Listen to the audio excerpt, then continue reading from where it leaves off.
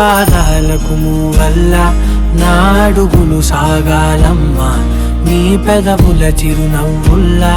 నా ఊపిరి వెలగాలమ్మా నిరంతరం నీ చంటి పాపల్లే ఉండాలి నేనన్నాళ్ళకి నిన్ను దిలెంతగా ఎదగాలనుకోనే అమ్మా అణువణువణు నీ కొలువే అమ్మా ఎదసడిలో శృతిలయలు నువ్వే